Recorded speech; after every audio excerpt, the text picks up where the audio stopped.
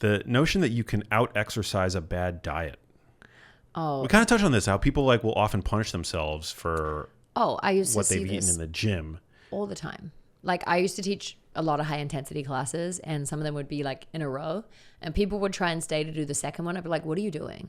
And they're like, oh my God, I had a crazy weekend. I'd be like, get out of the room. Like you did your 30 minutes high intensity. Like that's not changing that. And also now you're not going to get the benefits from the workout you just did if you stay and try and do this second high intensity session. Like, no, you got to go. And people don't want to accept that. And I think as difficult as it is, you sometimes just have to make peace with the fact if you ate badly or did something, and you like sort of need to look at the pattern and the behavior. And I always try and remind people, I'm like, well, like sometimes it's worth it. Sometimes you had a great time. It was a birthday, it was whatever. And like, cool, it happened. You're torturing yourself about it maybe more than your body actually is, by just getting back in rhythm and like going for your like 80-20 kind of like healthy consistency. But if it's like a repeat offender type like cycle, then it's like, okay, we got to really look at like some of these nutritional patterns. Yeah. No, but like having, you're never going to clean it out. Having that extra slice of cake or that extra slice of pizza, like it might not necessarily be good from a nutritional standpoint to do that. Like it might not, I'm not saying it's necessarily bad, but it could be good for the soul. It could be good for the psyche. And that's important too, especially like I always say with women, it's like usually our minds that are against us. That's often the worst thing we're doing for our workouts, or the changes in our body that we're waiting to see, because we're torturing ourselves with this like internal dialogue and this expectation and like really like making it so stressful. Whereas if you can kind of like let some of the emotion out of it and just like sometimes let food be food and like give up the story that you attach to it about that like one time where you just like had a fun dinner with your friends. Like it's all good. Yeah. Your body's going to be fine. So if someone goes a little too hard, yeah, what is the strategy moving forward? Or is there a strategy? Listen, if you've really sent it, let's say you were like in Vegas over the weekend, or you were on a crazy vacation in Europe, like eating everything in sight, drinking way more and whatever. It's like, I usually like to come and just kind of do a little reset on my body after something like that, and like make sure my gut lining feels good.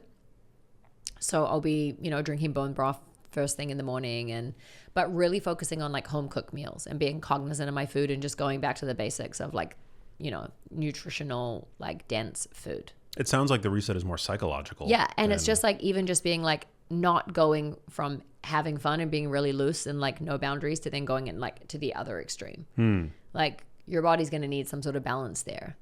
And it's not, like, I think we always think that we're in control of the body. Like we think we can boss it around all the time. And like, that's the biggest thing that I've learned through like any time that I've, caused myself harm from overdoing it. I'm like, whoa, okay, sorry, body. And like, I kind of like talk to my body. Like I really try, I listen to my body. I used to talk at my body. Like really, like I would like boss it around, like I can do this, and I would like ignore every signal it would give me. Whereas now I really like listen and kind of like feel like I talk to my body, of being like, okay, cool. I know this was the plan today, but like, how are we feeling? I like that. Yeah. And also, I mean, driving around Los Angeles, you see lots of people talking to themselves. So I'm fitting right in. Yeah, exactly. This is an interesting myth that I've seen, that if once you stop working out, muscle turns to fat. If you stop working out, your muscle turns to fat. I mean, it really depends. Like, well, first of all, that can't happen. That's not how it converts. Your muscle's probably just gonna like disappear, and like atrophy. But fat's usually coming from like something else, like lifestyle factor, like food, or like, it's not. But why are we stopping working out? Yeah. I want to know. That's a good question. Yeah. This should be like a lifestyle, like a long-term play. It really should be, because even if you look at like longevity in elderly people, like it's so important, like that's why like stability is like a really important type of exercise to start adding in as people get older, and like making sure that they like have the bone density, because it's like bones start to break a lot easier and stuff. But yeah, no, if you are worried about your muscle turning to fat, no. Open up a biology textbook, for crying out loud. They're different tissues. Your muscle, you can gain or lose muscle, you can gain or lose fat, but your muscle cells are not turning into adipocytes. Like that just doesn't happen. But yeah, gaining muscle, that should be priority. And fat will, fat, it's sort of like, money. Like money comes and goes. You got to make peace with that. Too. Yeah, and fat comes and goes. And I know with women too, sometimes we're like, yeah, I like it when the fat's there. You're like, cool, a little more in the boob, a little more in the butt or something like that. You're like, that's great. But typically it's like, no, girl, I'm going to your lower abdomen. You're like, damn it. It's like, you don't know where it's going to go. And by the way, men, not that women should be chasing a body type for men, but they should be chasing the body type that makes them feel good and provides the greatest health benefits, yes. Right?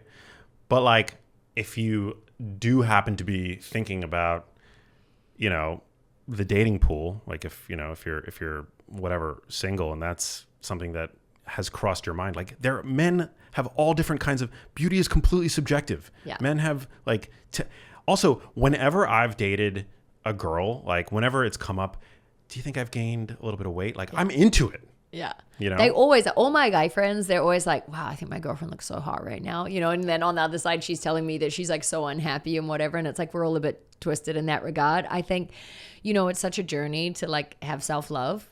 And it's like a very difficult thing. Like I've been so awful to myself and my body for so many years. And it's like been something I've been more focused on recently because like body dysmorphia is a huge issue for both men and women. But it's like, it's such a waste of our life. In our body. Like it's really taking something for granted if we're just like not enjoying it. And usually like the most attractive thing about people is kind of like some sort of like energy that like shines out of them. It's like a lot of the time when people have their most best like disciplined like perfect body, like they're not happy. Yeah. They're often not really loving themselves like truly. And I just think like if we could all be a little easier on ourselves about that, and it's like just having that balance of understanding like how important some of the things, like we make it too important sometimes, and we make a lot of commentary about a lot of other people's bodies, and I think that needs to stop. That needs to stop. It's really like you got to put yourself in the shoes if you find yourself doing it, or like even sending a photo of someone to someone else and then having conversation about it. Like just imagine if someone was doing that about you and how it would feel. Because I see it obviously all the time, especially with girls that I work with, a very high profile, and people love to comment about their bodies or about even just, you see it all the time online. I'm like, guys, why are we doing this? And a lot of it is like woman on woman crime. I'm like, we really have to be better than this. Like if we are asking for respect in a lot of other ways, like let's start respecting ourselves and our bodies, and just like, it doesn't matter. It's not your body. Like relax. Exactly. I mean, we can encourage people and celebrate when people do choose a healthier path, but it's important to... It just feels like there's more criticism than celebrating a lot of the time. Yeah. And sometimes I think that's the difficult thing with the internet, because maybe we see more of one than the other, and we know criticism always hurts. So like, and you can let criticism sting more than like all the compliments that someone gives or whatever. I'm just, just if we could be cognizant about the way we speak about bodies in general, because the more that we're saying things like that, it is in our system. Yeah. And then it's like that's pulling around in your brain and your body's listening, and the body doesn't know the difference between what's real and what's not sometimes. Like Joe Dispenza talks about that a lot. It's like if you're obsessively thinking about something, you can your body can start like living out that scenario. Yeah. No, we all got to be a little bit more compassionate, and social media is such a double-edged sword, but the way that people talk about each other in the comments, it's it's like not even necessarily like, you should be more compassionate when leaving a comment on the person's post, but also we're rarely, if ever, thinking about the way that comment is being perceived by the other person who's just coming over and reading those comments. Yeah, it's not good. Yeah. It sucks. It's a bummer. And body dysmorphia is, men and women today are facing it. And I think that social media makes it worse. Like that's like, I recently had a nice big break, like 2 weeks off social media, and wow, it was incredible. I felt amazing. Yeah. Yeah. Highly recommend. I'm a little too online, but it's, that sounds lovely. I think it's important to build in periods of your day where you're not on it. Like I'll often work out and I'll leave my phone in the locker. Oh, I love that. I don't do that as much as I would like to do that, but I do it sometimes, and I very much appreciate I usually have my phone, but I have it on Do Not Disturb so I can like listen to my music, but I'm not checking anything because I want that like, sometimes it's only 30 minutes. Sometimes if I'm lucky, it's an hour and like undisturbed time. And Just then to, like, when you have realize that it's, time. hey, it's been half an hour since I've looked at my I'm phone. like, oh, that's great. It's nice. Yeah. Hey, if you liked that video, you need to check out this one here, and I'll see you there.